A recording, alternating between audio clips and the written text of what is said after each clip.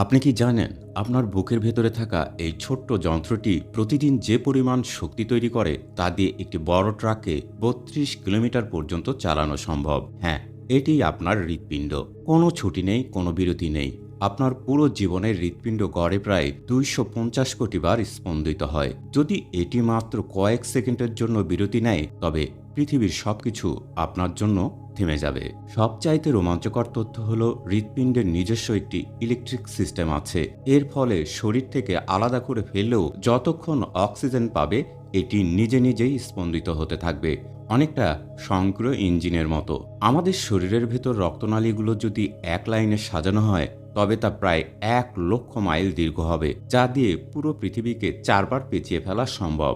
আর আপনার হৃৎপিণ্ড প্রতিদিন এই বিশাল পথে প্রায় ৭,৫০০ লিটার রক্ত পাম্প করে। শুধু তাই নয়, আপনি যখন আপনার প্রিয় কোনো গান শোনেন তখন আপনার হৃদস্পন্দন সেই গানের ছন্দের সাথে তাল মেলাতে শুরু করে।